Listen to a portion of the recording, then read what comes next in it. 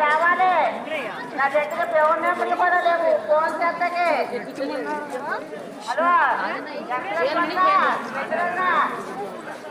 ఎక్కడున్నా ఇక్కడ ఉన్నాను రాజగోపురం గారు అది రాజీ నాకు తెలియట్లేదు అసలు దారి ఎక్కడాలో ఏంటో నాకేం అనుభవం అవుతులేదు దారి హలో ఎట్లా ராஜகோபுரம் இடம் நிக்காதீங்க போயிட்டு இருங்க நிக்காது கும்பிடுறீங்க அப்படியே போயிட்டே இருக்காங்க ஏன் நிக்கிறீங்க அங்க நிக்காதீங்க போயிட்டே இருங்க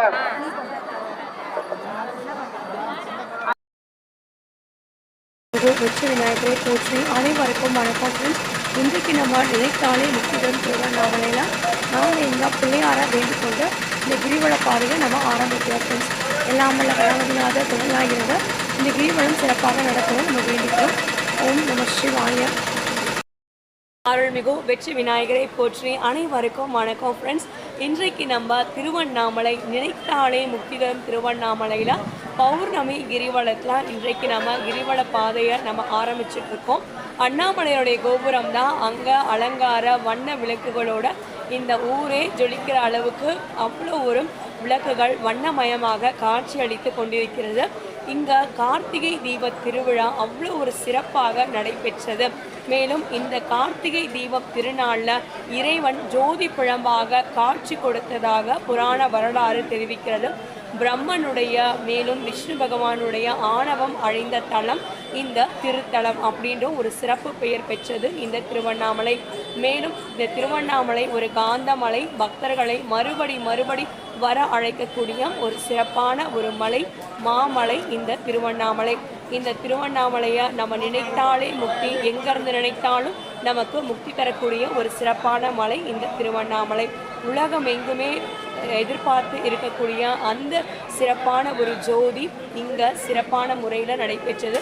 கார்த்திகை தீப திருநாள் நன்னாள். மேலும் இதனை தொடர்ந்து இங்கே வந்து சிறப்பான ஒரு பௌர்ணமி கிரிவலமும் நடைபெற்று கொண்டு வருகிறது. இங்கே பயங்கரமான ஒரு குளிராக இருக்கு. ஏன்னா இந்த இடத்துல வந்து இந்த குளிர் நீங்கள் பார்க்கும்பொழுது இந்த இடத்துல குளிர் வந்து இப்போ கார்த்திகை மாதம் ஒரே ஒரு நாள் தான் இருக்கு. அதுக்கடுத்து வந்து மார்கழி மாதம் ஆரம்பிச்சிட போதும். அதனால் வந்து இந்த மார்கழி மாதம் பயங்கர குளிராக இருக்குது. பக்தர்கள் நிறையா பேர் இந்த இடத்துல வந்திருக்காங்க. ஸோ நாங்களும் இந்த கிரிவலத்தை இன்றைக்கி நாங்கள் ஆரம்பிக்க போகிறோம். இந்த நல்ல நாளில் இந்த பௌர்ணமி கிரிவலத்தில் இந்த பங்கு நாங்களும் இங்கே வந்திருக்கிறது எங்களுக்கு ரொம்ப சந்தோஷம். உங்கள் எல்லாருக்காகவும் நாங்களும் வேண்டிக்கிறோம். அதே மாதிரி எல்லோருடைய வேண்டுதல்களும் நிறைவேறணும் வேண்டிக்கிறோம் ஃப்ரெண்ட்ஸ். அதே மாதிரி இந்த திருக்கோயிலில் வந்து பல அற்புதங்கள் அதிசயங்கள் இன்ன வரைக்கும் நடந்துகிட்டே தான் இருக்கு. நீங்களும் வாங்க வந்து தரிசனம் பண்ணுங்கள் ஃப்ரெண்ட்ஸ். கோபுர தரிசனம் கோடி புண்ணியம் சொல்லுவாங்க. அண்ணாமலையாருடைய கோபுரத்தை தரிசனம் பண்ணுறது அவ்வளோ ஒரு சந்தோஷமாக இருக்கும். உண்மையிலேயே இந்த தரிசனம் நாங்கள் எல்லாருக்குமே வேண்டிக்கிறோம். எல்லோருடைய பிரார்த்தனைகளும் நிறைவேறணும் ஃப்ரெண்ட்ஸ். அனைவருக்கும் இனிய கார்த்திகை தீப நல்வாழ்த்துக்கள். அனைவருக்கும் பௌர்ணமி தின நல்வாழ்த்துக்கள். இங்கே நீங்கள் பார்த்தீங்கன்னா பயங்கர கூட்டமாக இருக்காங்க. எங்கே பார்த்தாலும் கூட்டம் தான். இப்போ மணி வந்து ஒரு 2 மணிக்கு கஷ்டம் கொண்டு கை வலிக்குது. இப்போ மணி வந்து தர்ஷனாக்கு வந்து குளிருது, அதனால் முடியல. ஒரு நிமிஷம். இப்போ வந்து மணி வந்து ஒரு 2 மணிக்கு மேலே இருக்கும். விடிய காலையில் ஒரு 2 மணி இருக்கு. ஸோ இந்த 2 மணிக்கு நீங்கள் பார்த்தீங்கன்னா பக்தர்களுடைய கூட்டம் வந்து அலமோதுது இந்த திருவண்ணாமலையில். காரணம் என்னென்னா இங்கே வந்து பௌர்ணமி கிரிவலம் இப்போ ஆரம்பமாயிடுச்சு. ஸோ இந்த பௌர்ணமி கிரிவலத்தில் நாங்களும் இந்த கிரிவலத்தில் இப்போ தான் ஆரம்பிச்சிருக்கோம். அண்ணாமலையோடைய கோபுரத்தை தரிசனம் பண்ணிவிட்டு அங்கேருந்து தான் இப்போ நாங்கள் ஆரம்பிச்சிருக்கோம். பக்தர்களுடைய கூட்டம் ரொம்ப அதிகமாகவே இருக்கு.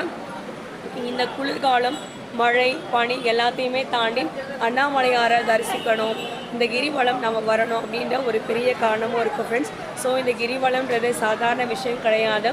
முதல்ல அம்மை உண்ணாமுலை அம்மன் இந்த கிரிவலத்தை ஆரம்பித்ததாகவும் அவங்களுக்கு இறைவன் சரிபாதியாக தன்னுடைய உடலில் இடம் அளித்ததாகவும் ஒரு வரலாறும் இருக்கும். அதனால் 33 கோடி தேவர்களும் கிரிவலம் வரும் அற்புதமான ஒரு கிரிவலம் இந்த பௌர்ணமி கிரிவலம்.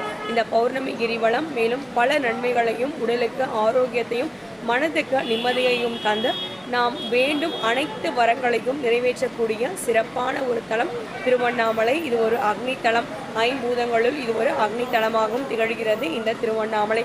திருவண்ணாமலை ஈஸ்வரனை நம்ம வழிபாடு செய்தாலே போதும், நம்மளுடைய பாவங்கள் அனைத்தும் நீங்கும். கிரிவலம் வரும்பொழுது நாம் பல யாகங்களை செய்த பலன் நமக்கு கிடைக்கிறது. கிரிவலம் வந்தவங்களுடைய கால் தூசு நம்ம மேலே பட்டால் கூட நம்மளுடைய பாவங்கள் எல்லாமே அழிந்து போகக்கூடிய ஒரு சிறப்பான தலம் தான் இந்த கிரிவலம் திருவண்ணாமலை. நினைத்தாலே முக்தி தரும் திருவண்ணாமலை.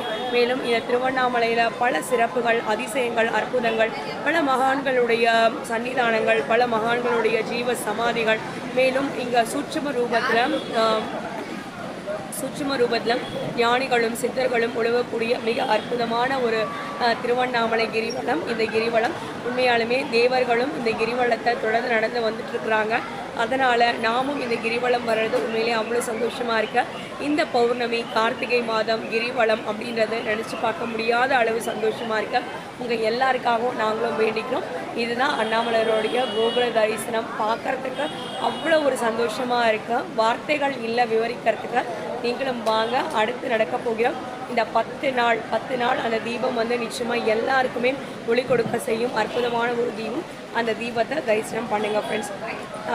ஓம் நம சிவாயம். அண்ணாமலை அம்மனுக்கு அரகுரோகுரா, அண்ணாமலையாருக்கு அரோகரா.